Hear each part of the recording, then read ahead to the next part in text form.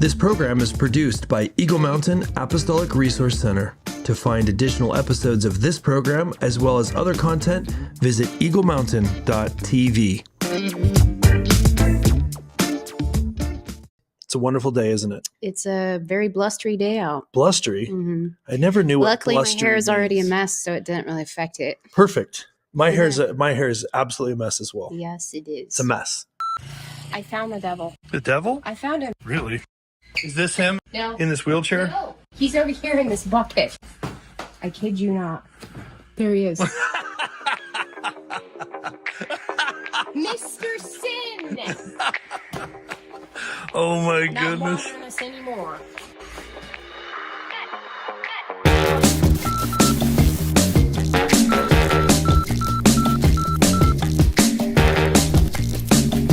And I remember her saying, okay, you're going to play Mr. Sin today. And she hands me this purple puppet with the nasty mustache. Pop the little puppet up, and literally on cue, 80 kids out there all, boo, oh, God, I hate that guy. I was like, man, these guys are trained on cue. Like, I don't know if they got candy for doing that or what. But Oh, man. They just want to come down on deep someone. theological teaching. Deep theological teaching. Well. Hey everyone, welcome to Together We Build. My name is Chris Behnke. I'll be hosting this with Prudence O'Hare. Prudence, it's a wonderful day, isn't it? It's a very blustery day out. Blustery? Mm-hmm. I never knew what Luckily, my blustery hair is already a means. mess, so it didn't really affect it. Perfect. My hair is absolutely a mess as well. Yes, it is. It's a mess. It's a total mess. We also have with us Sheila Gregoire. I'm so glad to talk to you. She's an author of an amazing book called The Great Sex Rescue, which we've read, and we actually give this out during the marriage workshop that we teach. Did you know that? It was your idea, actually. Oh, well. Yes, I like to give presents. So Sheila, thank you so much for spending some time with us today. How are you doing? And I forget, where are you actually located in the world? I am in Southern Ontario. It's kind of blustery here too. I feel like I'm in Winnie the Pooh right now, talking about blustery days. But yes. That's right. The old blustery days. But he had the rain cloud that literally followed him around. So that's like, hopefully that's not. Yeah. Hopefully that's It's always the hope. So Sheila, the author of a whole bunch of amazing books. We're super excited about it. We have not, you think you might have read one or two others, but I've only read The Great Sex Rescue. I'm super excited to talk about it because I feel like it is the book that I wish somehow, Sheila, you wrote like 50 years ago, because it would have helped so many people. But I absolutely loved it because it kind of addressed some things that never sat quite right with me from all of the other books on marriage that we've read. And we've attended all kinds of different workshops and this is how it went down, right? I saw the book recommended by someone else. I think it was actually on a Fit to Be on Facebook chat. They were talking about, somebody popped a question that was about sexuality, and of course everybody hops on and says stuff, but actually the book was recommended. So I took a picture of it because it wasn't just one person, it was a couple. And so I was like, well, this must be something to look into. And so I sent it to him because he always orders my paper copies because I like paper. And he's an audio guy. So he says, okay, I'll order it. And then before I even get my paper copy, he's already listened to the book like what was it, 1.5 times through? I mean, that's the problem with paper. That's the problem. Like, you have to read this book. Paper's so old school. I'm going to. Anyway. Yeah, it was super powerful. And we had, we've been married 25 years now. This is our 26th year, which is exciting, but we've read all kinds of the books, lots of books that Sheila, you talk about in this. We've read, I think most of the ones that you talk about. Yeah. And so it was kind of a bit of a shock. So I'd love it, Sheila, if you just kind of give a high level, because I think a lot of people are not familiar with it. They probably are familiar with Love and Respect and sheet music and all these different books that are out there. Can you give us an overview of, also, why did you write it? So why you wrote it, what is it? and let's just. Oh, wait a minute. Hold on. I almost forgot the trivia. I was going to remind you. You got so excited about the book. I got so excited about the book. Okay. Don't go anywhere. We're gonna do the book in a second, but we got to do this trivia. Now, how it works, Sheila, is that I read these weird trivia questions, and Prudence always gets them right. No, that isn't true. She gets them right. And then we have these buttons right here, depending on how things get answered. I've got these different buttons. So, okay, we're going to see how you compete up against Prudence. Now, Prudence, not look at the screen right now because the answers are up there. Okay. So you have to cover your eyes like this. Okay. Okay, let's see here. I can see everything on the big screen, Chris. That's what I'm saying. Oh, okay. Don't look at the big screen. There. Don't look at. Okay, what? Okay, Here's the first one. Here we go. Are you guys ready? Yeah. What famous country singer once lost her own lookalike contest? Oh gosh, I know Adele did, but is she really country? Adele did. Oh, that's right. Are you sure it isn't Adele? I'm sure it's not Adele. Okay. She's not country. She's pop. How about Taylor Swift? No, incorrect. I'm going to go with Dolly. Dolly is correct. That was like Prudence, my second guess. This is the first time you got one wrong. Sheila is destroying you right now. Okay. All right. Dolly Parton. That's actually weird. How could you lose your own lookalike? Let's see. Well, she does wear a lot of wigs, so. Okay, so Harvard's a prestigious university, correct? Like prestigious, and they have a very low acceptance rate. Yeah. What is an organization, not a university, a big company that has a lower acceptance rate than Harvard? You can look at the screen now, Prudence. I've removed it. Like not a university? Not a university. It's a company. Like, I don't know, McDonald's. Not McDonald's, but it's just a company. It's not a fast food chain. It's a surprising. Apple? Starbucks. Apple. Two wonderful guesses. The correct answer is surprisingly Walmart. What? A lower acceptance rate. So it's easier. So this is just it's not really accurate, but it would be easier to get into Harvard than Walmart, according to this. How is that? I don't know if I believe that. Well, I mean, I think when they open new stores, they just do like these major hiring things. So like the 10,000 people show up. I think that's probably what happens. That's what it is. You have to trust this crazy weird trivia on boardpanda.com, right? Like that's a reputable. Okay. Let's do at least one more. I think I already asked that one. Skipping it. I know I asked that one. What I might have done this one. What bird breed can tell the difference between a Monet and a Picasso painting? You did ask this one. Well, do you remember the answer? No. Okay, what bird? I mean, eagles have really good eyesight, but eagles have good. You can look at the screen. You can look at the screen. A hummingbird. If I get this right, then I will have already done it. So, Sheila, are you guessing eagle or hummingbird? I'm thinking hummingbird because they have to know colors for like getting the nectar and stuff. Oh, that's a super good point. What's your guess, Prudence? Pigeon. Pigeon is correct, but you already knew that. Hummingbird sounds a lot more reasonable, like by the way. 100% sure, but okay, we'll do one. We'll do one more. That a pigeon. Okay, let's see here. One more.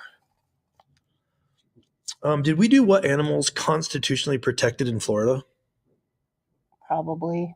Well, what is it? What animal is constitutionally protected in the state of Florida? Sheila, what's your guess? Like, is it an alligator or something? You would think, right? You would think it's an alligator. It's not alligator. Okay, you can look at the screen now. Oh, I knew You've got this. It's right there. Such important information that I forgot it.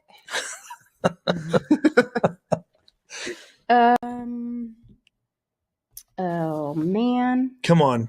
This is good. You're making it. Was it a lizard of It's some not a sort? lizard of some. Okay, I don't It's know. a pig. It's a pig? pig. Alligator the makes wild sense. boars. Oh yeah, the wild boars. Yeah. Is that their national animal? A pig? I didn't have that prepared. I'm not ready for that question. Okay, so yes, you guys both score 100%. Nice job. Well, I don't. Nice job, Sheila. First time on Together We Build, and you score 100% on trivia. Excellent job. Just stop lying. People won't believe you. All right. Absolutely none of that trivia has anything to do with this topic at all. Not even a little bit. So this topic that I want to get into, it is the topic of sex and intimacy. And already I can hear, if you listen real carefully, you can hear Christians like shutting off. That's a sensitive topic. I need to run and hide from that. So don't do that. Like, you need to hear this. If you're listening to this and you're like, oh, I didn't know it was going to be about that. You need to listen to this. It's a super powerful message. Okay, now the book, The Great Sex Rescue, that's how we came to know you, Sheila. Let's go back to the question that I asked before the trivia, which is why? Why did you write this book? How did you write it? Tell us a little bit about the journey. All right. So I have been blogging since 2008. I was a mommy blogger, marriage, housework, parenting, writing about all that stuff. And then I found the more I talked about sex, the more my traffic grew. And so my blog got bigger and bigger. I kind of became like the Christian sex space. And I wrote my first edition of the Good Girl's Guide to Great Sex. I wrote 31 Days to Great Sex. I was putting out posts on how to have great sex. The only thing I wasn't doing was reading other marriage and sex books because I was always afraid of plagiarizing. And I figured, well, they're a Christian, I'm a Christian, we're all saying the same thing. We all love Jesus. Yes. But over the years, I kept getting comments and emails from readers who were still having the same issues. Like, it didn't matter how much good information I put out there, they still had these big problems. Right. And I was trying to figure out what to say about it. And then one day I had a migraine. It was January 2019. I didn't want to work. I was procrastinating, so I'm on Twitter. And I'm in the middle of this discussion that people are having about whether they need love or respect. And there are a bunch of women arguing that they needed respect. And they were referring to Emerson Eggerich's book, Love and Respect, which says that women need love and men need respect. And I thought to myself, I have that book upstairs. This would be an awesome way to procrastinate. So I went and got it.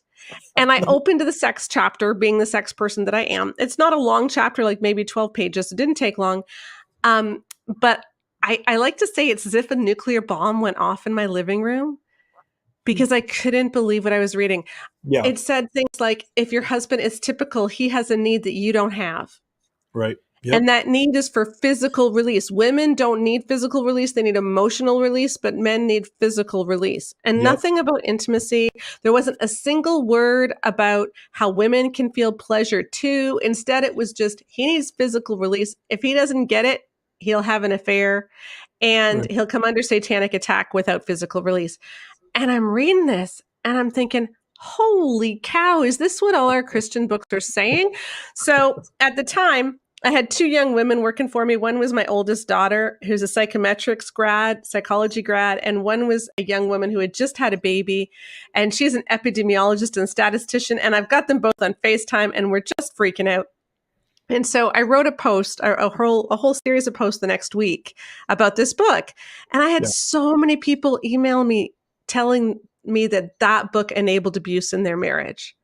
Yeah. And so we thought, oh no, what if people don't realize this? And Focus on the Family publishes this. So we created a report. My statistician person did this huge complex report on all the emails we got. We sent it to Focus on the Family thinking that they would listen to us, and they ignored us. Yep. Didn't even answer.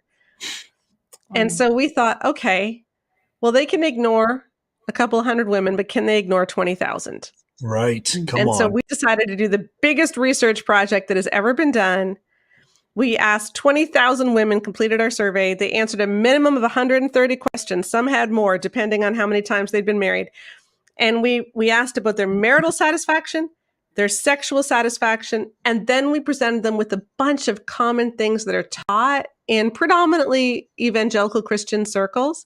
Right. And from that, we could see the difference between people who did believe stuff and people who didn't believe stuff, and how that affected their marriage and their sex lives. Wow. And that became, the Great Sex Rescue. Yeah.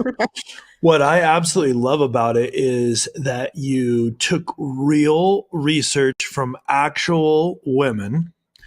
And then you didn't say, oh no, this is like, human psychology, and so we can't consider the Bible. You said, okay, let's look through the biblical lens at what these actual women, who are real women with real marriages and real husbands and real relationships, and let's actually look at what the data says through a biblical lens, and just actually what's actually happening in the world, not a theoretical, not but what's actually happening. And I feel like that seems super obvious now that you've done the research and wrote the book.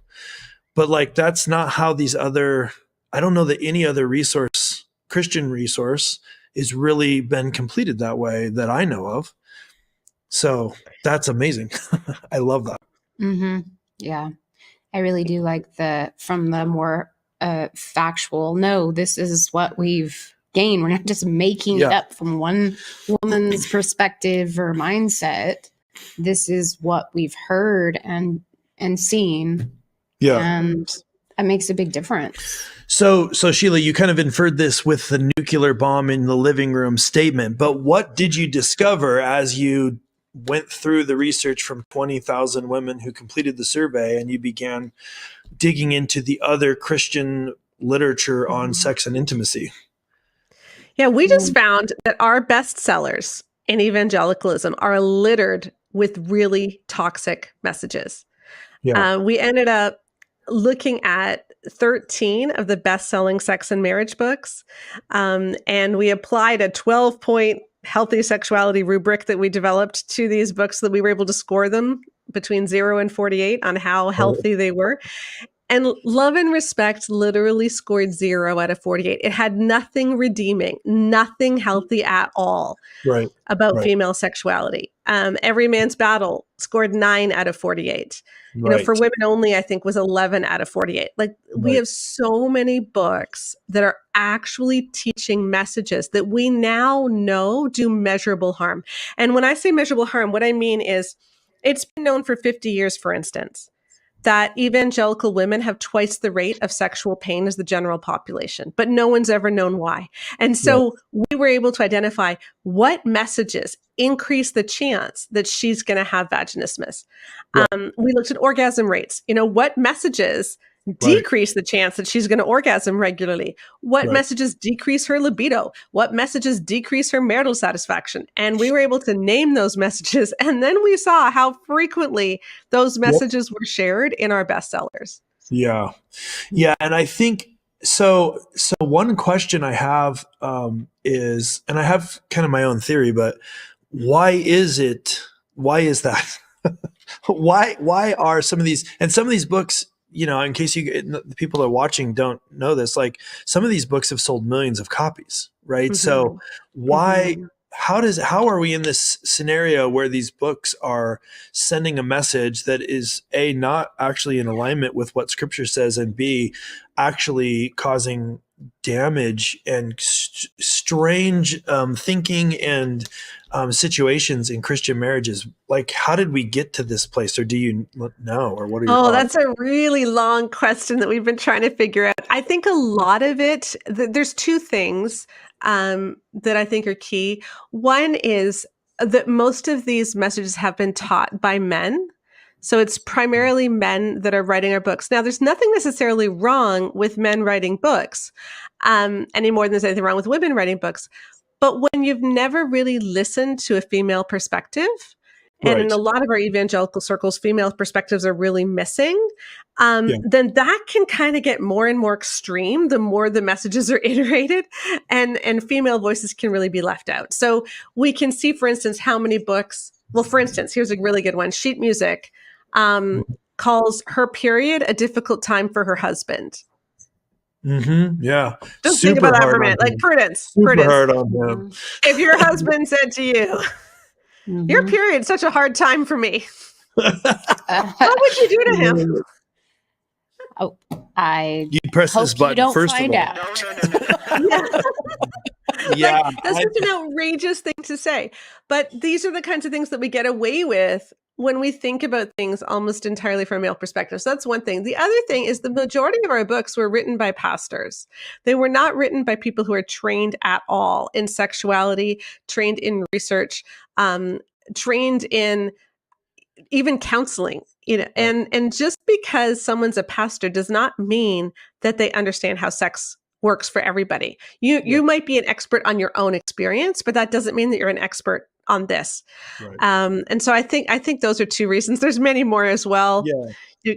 But I mean, it sounds like what you're saying is like the context from which almost all of these resources have been written from is not a well-rounded context. It's not, it's just very narrow kind of package. And I feel like, I don't know, like, so you said you looked at the top 15 or the top 20? Yeah, we looked at 6 sex books and the top 10 marriage books, but 3 marriage books didn't talk about sex enough for us to consider them, so we excluded them. So it ended up being 13. Okay. Yeah. And then out of those, what's the oldest one?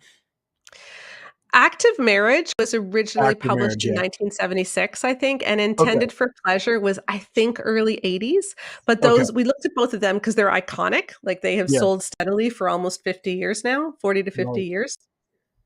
And Active Marriage was the one that wrecked my wedding night. So I just had to take another look at it. Yeah. Active Marriage. Did you read that one? I read that one. I read Intended for, and I also read Love and Respect and Sheet Music. Yeah. Yeah. I definitely read the top 2 there. I don't know about the other 2. Interestingly, we, so I kind of enjoy Kevin Lehman's style, who wrote Sheet Music, because it's super funny. And so we kind of liked that book. But then after we read your book, we had bought a copy of that book that we were going to give a couple that was getting married. And then we threw it out. Oh, I think we just sent it back. We sent it back. We sent it back. We sent it back to Amazon. Said, something of that you nature. take this, Amazon. Well, and that kind of leads into this other question is well, what do you do with all of these books that have some messaging in it that isn't quite right? Like, do you just not? Do you throw the whole book out? Or? Yeah, exactly. So what is your advice on that? I think we just need to raise the bar on what counts as good advice. And we don't need to keep giving books that are a little bit harmful. I think there's this idea that people have, well, every book can be taken the wrong way. And, all books are harmful to some extent. Even people can even say the Bible is harmful. So we shouldn't be talking about how harmful books are. That's not true. That's not true. Because, like I said, Love and Respect scored 0 out of 48. The Gift of Sex by the Penner scored 47 out of 48. Those are 2 very different books. Right. Boundaries in Marriage scored 42 out of 48. Boundaries in Marriage and Love and Respect have diametrically opposite messages. Boundaries in Marriage is telling people how to draw healthy boundaries. Love and Respect is telling women you can't have boundaries. So these are 2 diametrically opposed messages. And I think as a church, we simply must get a lot more discernment. Because no, it's not that every book can be harmful. I like to say this. Look, most marriage books have 2 elements. They have one element that every book has when it comes to marriage. They're going to tell you that you need to love more, that you need to be kind to each other, that you need to communicate, that you need to spend time together. All the advice that we generally hear that is good. And then books have their own unique spin, right? Now, if you're a couple and you want to improve your marriage, right? You're reading this book because you want your marriage to be better. Chances are the book is going to help you. But is the reason that the book helped you because of the particular book you read? Or is it because you were already in the frame of mind to get helped? And so if you're someone that read Love and Respect and you weren't harmed by it, that's fine. But you probably could have read any other book and it would have still helped your marriage. So let's not keep giving books that harm some people and say, well, it helped me. No, let's find a book that doesn't give messages that we now know cause harm. that shouldn't be too much to ask. That's super good. Yeah, I with love and respect in particular, one of the things that we found we used to think was unique in our relationship is we go to like Weekend to Remember, read Love and Respect. We read a lot of these books or these resources, and then it would kind of be like a lot of the stuff that's for women applied to me.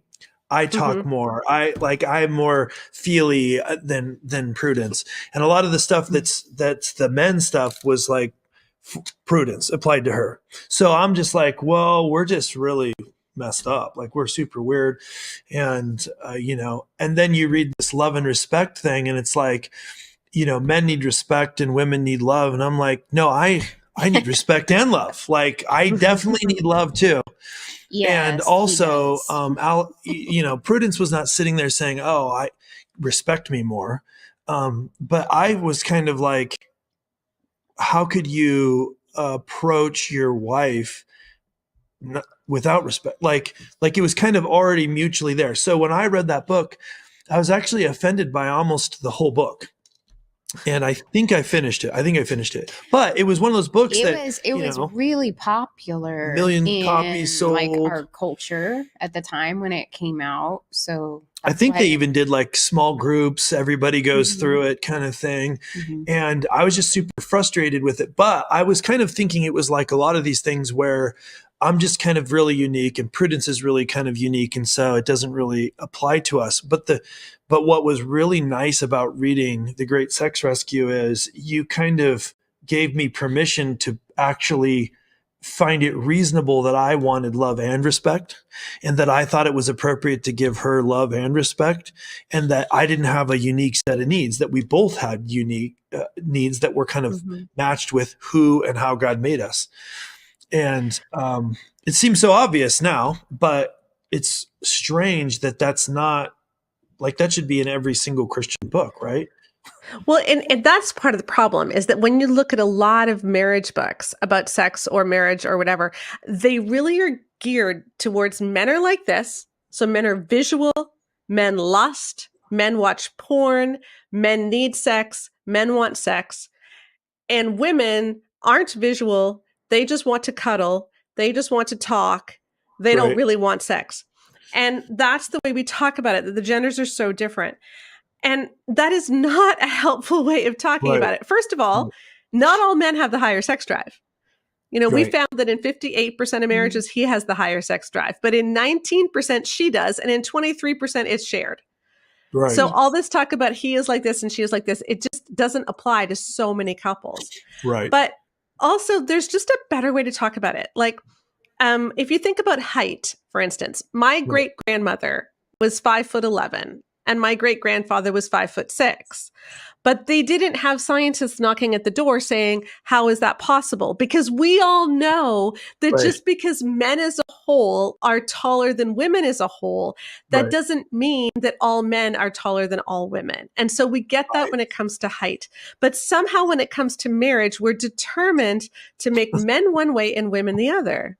Yeah. And it's so much healthier to just say, hey, let's just think about principles. What is sex supposed to be like? How are we supposed to enjoy sex? Now, how can we make sure that we are each being giving to one another, but also we're each taking care to mention our own needs?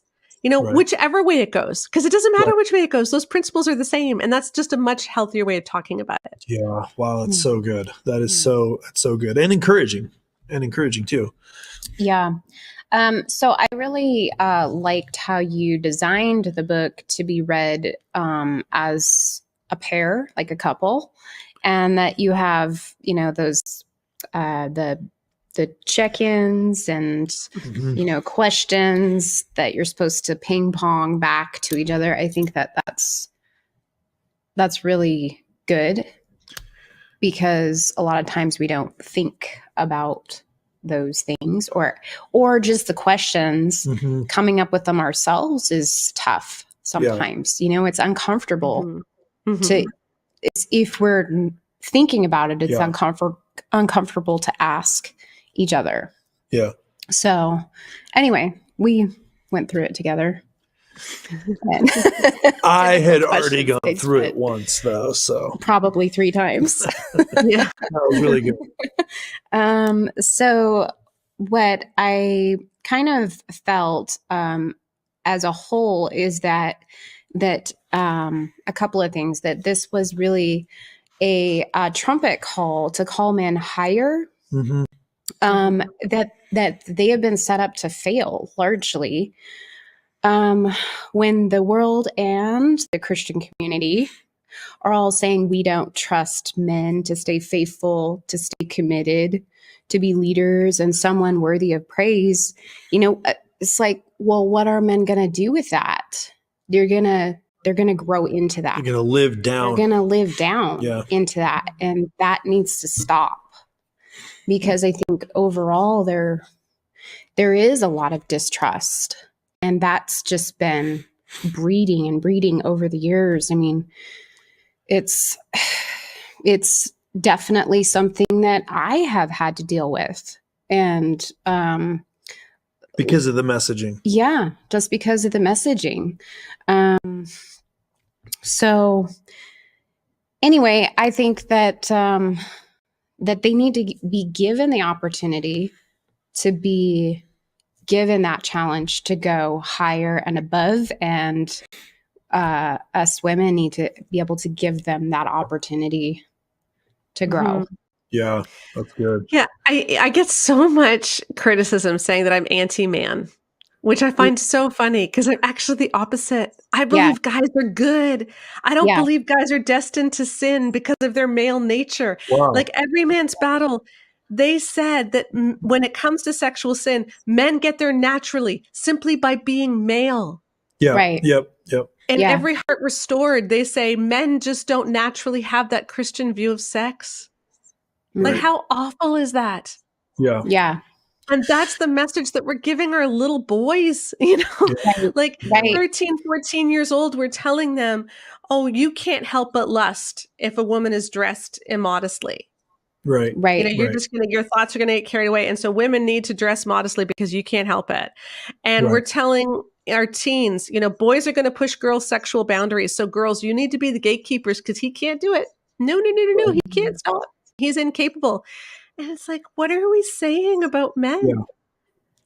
Do we really honestly believe that women have more of the Holy Spirit than men do? Right. Mm-hmm. Right. Yeah. And I think, like, you guys both alluded to this, but like what I've seen in my life experience in any kind of leadership capacity, whenever you ahead of time believe someone is going to suck at something, the likelihood that they'll suck at it is greater, not lower. Mm-hmm. But when you believe in them that they will not suck, that they can succeed, that they can rise above, they might actually not. Okay. But the likelihood that they'll be able to go higher is far greater than if you've already pre-decided that they're going to suck. Like, it's just, that's just reality of it. And I feel like these books have created this expectation and this kind of just belief that, like, men can't, they're just kind of incompetent fools. And I think that this is pervasive throughout modern popular culture. Like, look at every sitcom. Like, every sitcom, the father in every sitcom is a babbling fool, like, in every single one. And so I think it's just a funny thing that has now become just people's reality. They just believe. Right. Yeah, I know. And I'm just like, I am for men too. I want men to succeed. And it's just, it's been, it's been a journey walking through it, peeling off of beliefs that were patterned and shaped from being told this is this and this is this. And then, of course, you've got, like, the world just blasting us all with all of these images and how women should look and be. Mm-hmm. And, I'm always telling my kids, like, when we go to the grocery store, I'm like, you see that magazine? Yeah. That's not a real thing. Don't try to pattern yourself after that. Yeah. Yeah. that, you know, But that idea, one of the bad messages that we measured was the idea that all men struggle with lust. It's every man's battle, right? The idea that men are just naturally going to lust. And when women believe that, their libidos tank. Like women who grew up being taught that as teenagers end up having less of a libido once they get married. Yeah. So this shapes your sexuality. When we tell this to teen girls, it shapes your sexuality. And it makes it harder to reach orgasm. It makes your marriage satisfaction go down, mostly because you have a harder time trusting your husband, even if he does nothing untrustworthy. Right. So this is not a healthy message. But even more than that, it's not even true. Yeah. It's not even true. We followed up our survey of 20,000 women with a survey of several thousand men. And we asked, do you have a daily struggle with lust? And then we asked, we gave them 5 different scenarios where they could lust and different options. And what we found is of the men who said that they lust, and again, only 75% did. So already it's not every man. Okay. So 75% did. But almost half of them did not lust in any situation that we gave them, and they don't watch pornography. Right. And so they show no signs of lusting. But I think that we have taught men that to notice that a woman is attractive means that you're already lusting. And so many guys feel so defeated because they feel like they have to go through life without ever noticing that someone has cleavage. Right. And it's like, that's not what lust is. Jesus said, whoever looks at a woman with lust. He doesn't say whoever sees a woman. He doesn't say whoever notices a woman. He says, if you look with a specific attitude, like to consume her as a sexual object. That's right. And I think we're setting up our boys to not be able to handle any of this. Right. Because we're teaching them that that looking and noticing is the same thing as lusting, and it's not. Yeah. Yeah. Mm-hmm. Yeah. It reminds me of this study. This is a very kind of sharp corner. Reminds me of this study. You might know about this, Sheila. They did this study of rats and hope. And they put the rats in this water, and they just see how long they could, swim before they gave up and just gave in and drowned. And I don't remember the exact numbers, but it was like 6 minutes or something. And then they started to give up. And then they pulled them out right before they actually drowned. Mm-hmm. And they let them rest for 1 minute, I believe, if I'm remembering it correctly. Not really long enough. Then they threw them back in to see how long they could go. So they didn't really rest. They weren't They were given hope.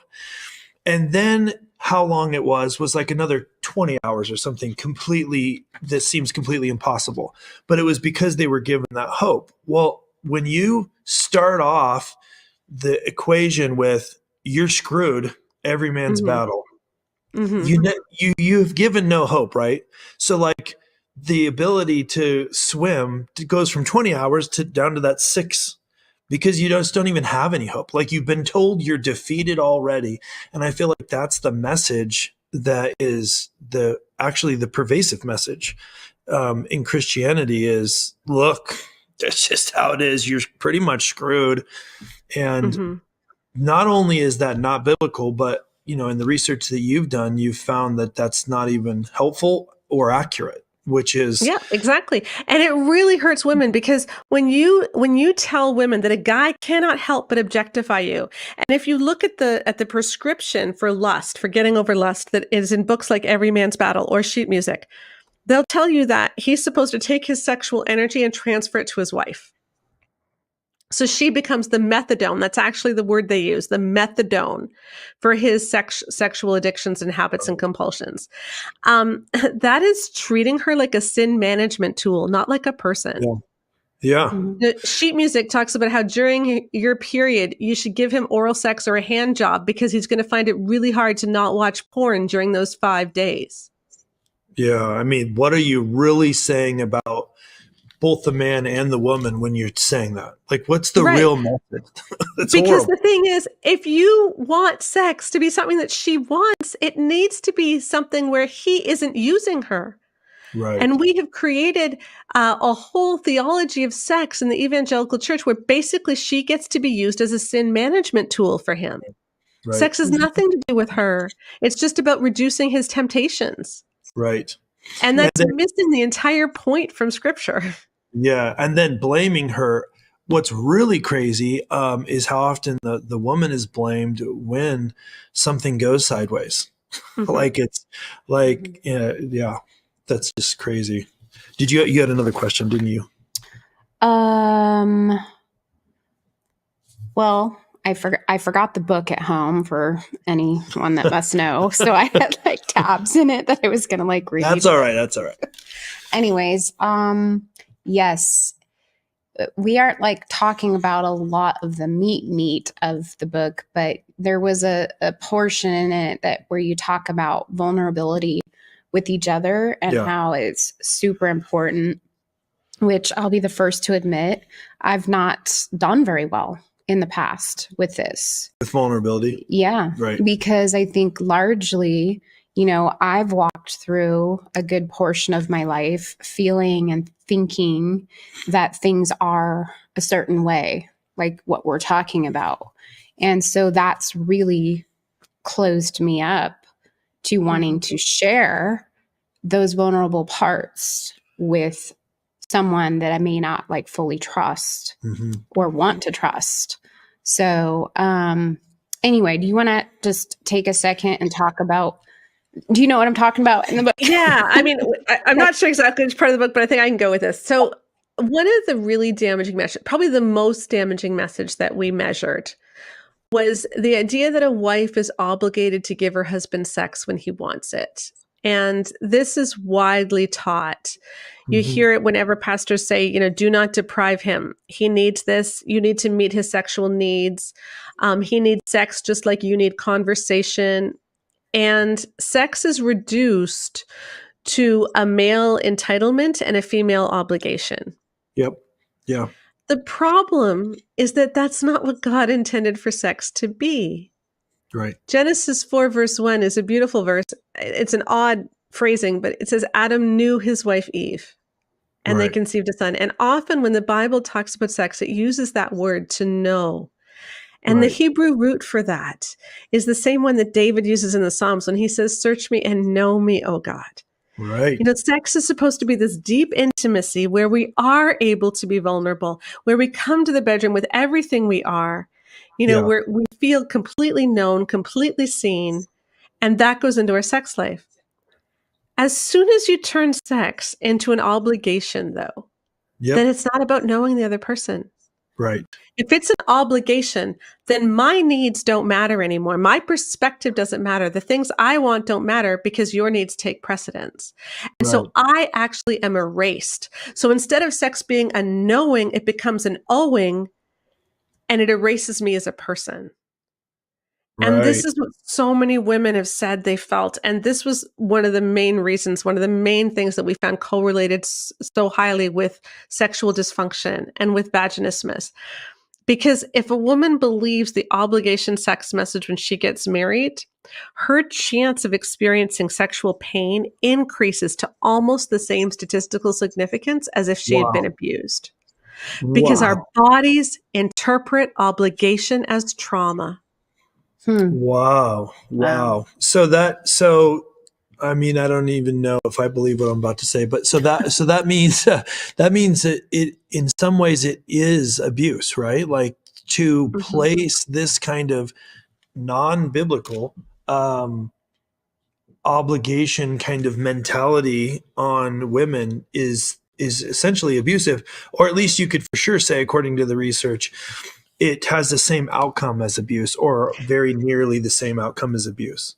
Right. Now, many women who are affected by the obligation sex message are not married to men who believe it. It's not like it's the husbands are necessarily preaching this at the women. It's that we grew up and we read the books. We read sheet music, which says that when you're postpartum, you need to give him a hand job. So when you are at your weakest, you're most exhausted, when you've got postpartum depression, you need to give him a hand job because he is the priority. Like we grew up reading these books, reading Love and Respect. We went to the women's Bible studies that read Power of a Praying Wife about how you need to give him sex no matter what, every 48 to 72 hours. We read this stuff and we internalized it, and it affects us even if our husbands don't feel that way. Right. Or and maybe that's the scary thing. Is that it isn't necessarily a marriage issue. It's a church issue that so many women have been taught this stuff. And I know a lot of listeners are going to say, yeah, but you're not supposed to deprive each other. And I do want to address that if I can, just for a second. Yeah, do it for sure. Yeah. Because the question is, what are you not supposed to deprive each other of? Because that's the essential problem, is that we have the wrong definition of sex to begin with. Right. Right. Because when we think about what is sex, we think about like you're putting together IKEA furniture, right? Like tab A goes into slot B, right? And that's how we think about it as the mechanics. We think about it as intercourse.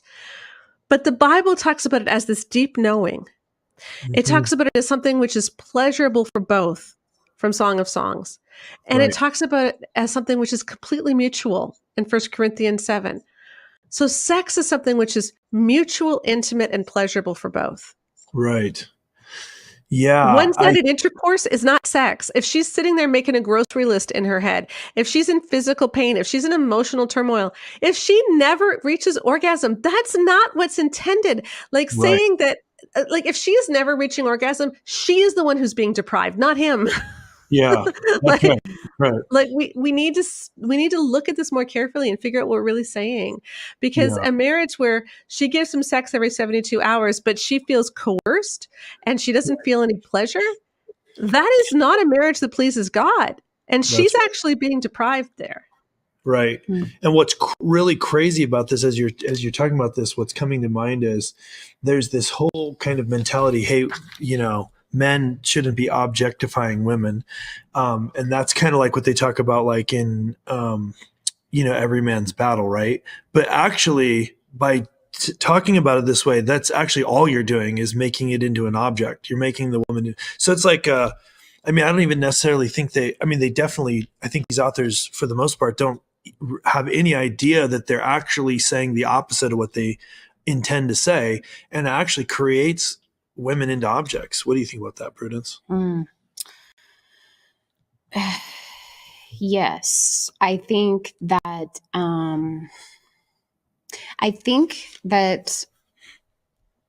that God loves beautiful things, and I think that He wants us to learn how to admire beautiful things without worshiping them, without idolizing them, without making them into something more than it shouldn't be. That's right. And that is something we need to maybe learn. Yeah, maybe we never learned that. But I think that also that this book as a whole is also a call for both men and women to understand on much deeper levels the psychology behind what seems to be so innocent or common beliefs, and how it damages not just us, but not just women, but also men as well. And,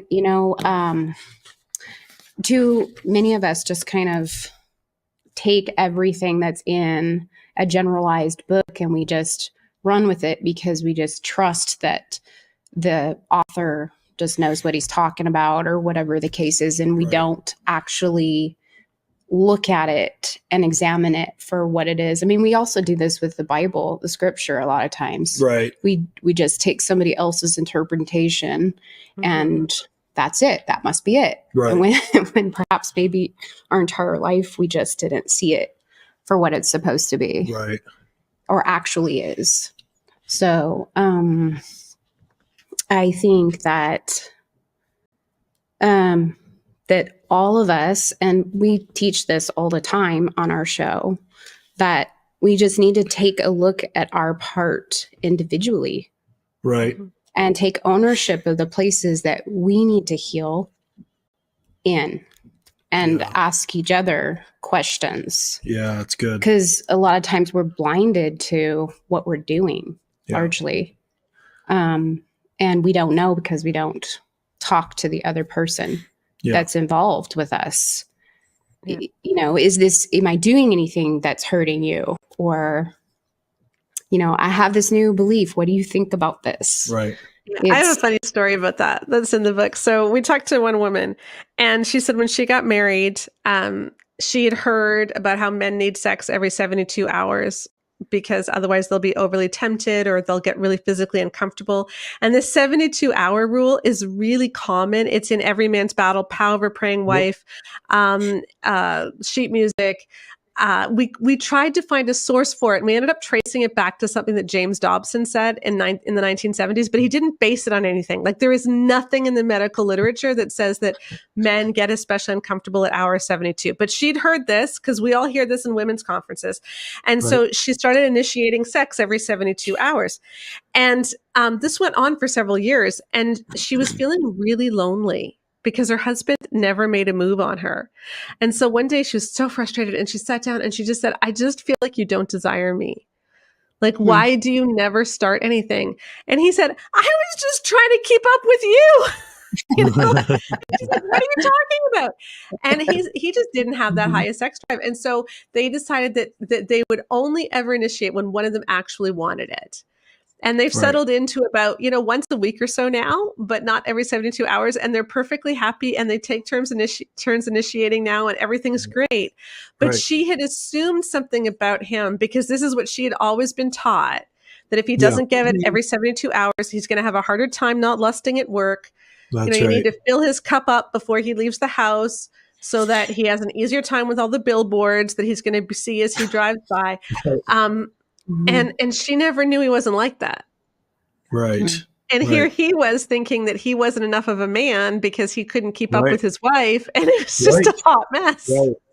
Well, and that's the other side of it too, is that, the same messaging on the other side of the coin is damaging to men too. Like, this guy is thinking that he's not, as manly as he should be, because he's not as, his sex drive isn't as high. Or, I think what's far more damaging than that is just setting men, especially we're giving this message to our teenage boys. Hey, you pretty much, you can't avoid this in your life. You're host. So here's a set of tricks to deal with the fact that you're basically going to have this problem. And you're just creating an opportunity for Satan to come in there and leverage a problem that might not have ever been there in the first place. And it's super, we're literally creating this situation where we're setting people up to fail on both sides. And it's really crazy. And what's really crazy about that being crazy is that I don't think I've read every single book that you talked about in The Great Sex Rescue, but almost all of them.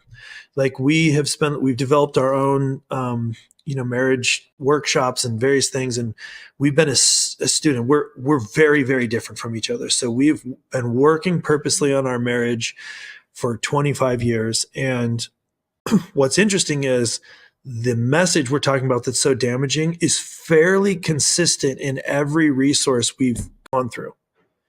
Different levels of it, different, strengths of it, but it's a fairly consistent message. And it wasn't until we read your book that we had this kind of different look. But what was so powerful about it is you were kind of addressing what deep down inside we were feeling was a problem all along. Like I mentioned earlier, in all the workshops and books, I always align with a lot of the things that are supposed to be for women, and she aligns with a lot of the things that are supposed to be for men with regards to communication mostly. Like you can tell just from this show that I talk significantly more than Prudence does. Yep. But in all the books, women are the ones that talk more. And just subtle things like that send this subconscious message that there's something wrong with me and there's something wrong with her. So we're always starting from this place when we go to work on a relationship. Well, I'm kind of screwed up and you're screwed up. And I don't know. I think it was, what was that one marriage event that we went to at Jansen Beach? The Weekend to Remember. The Weekend to Remember. Yeah. And I think we got done with that. And he's like, we're really messed up. I'm like taking on all of these communication roles as the woman. And you're more like a man as they describe it. This is what I was saying to her. And I'm like, well, I don't know. I guess we're just going to have to hobble through. It was really discouraging, actually, and super not helpful. I mean, so I don't know. Sheila, what do you have to say about that? Yeah, well, I think that's part of the problem is that they're misdiagnosing the problem. They're seeing everything through such a lens. Like if you look at any marriage book and you try to find out what is the big problem they're trying to solve when it comes to sex. Well, let me ask you, talk to any marriage book, any marriage counselor, what is the big conflict that couples always have about sex? What do you think? She doesn't want it. He wants it every minute. Exactly. And so the issue that we have to solve is the fact that she doesn't want to have sex. And the solution in all of these books is to tell her that she has to. Yeah, because do she it. needs to understand Just what do he it. needs, etc. Now, I'm going to list 5 things. Okay, so get ready. I'm going to list 5 things that we found. If these 5 things are present, frequency totally takes care of itself. Her libido takes care of itself. Okay. If there's high marital satisfaction, if she feels emotionally close during sex, so she's not feeling used, she's not feeling pressured, she feels emotionally close. If there's no sexual pain, no sexual dysfunction, if there's no porn use, and if she frequently reaches orgasm, then frequency takes care of itself. Right. We have a 47-point orgasm gap in the evangelical church, okay? 95% of men almost always reach orgasm. Only 47% of women do. Or sorry, 48% of women do. So we have a 47-point gap. And yet these books are just telling women to have more sex. Right. What they should be doing is saying, hey, hold on a second. Let's figure out how her orgasm works. Let's make sure that there isn't porn. Because there is porn in 50% of marriages. Okay, let's deal with these root issues, because maybe the reason she doesn't want sex, well, maybe there's actually something going on there. Maybe your marriage is terrible. Like, sex isn't going to fix that.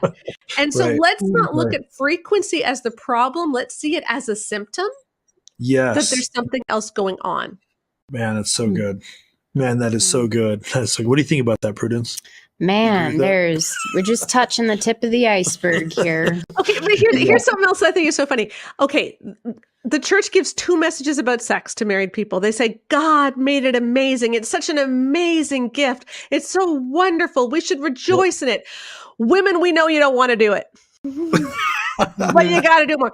If it's so wonderful, why doesn't she want to? Why doesn't anyone clue in that if God made it to be this amazing and women don't want it, that there must be something wrong with the way we're doing it. There must be something wrong with how we're talking about it.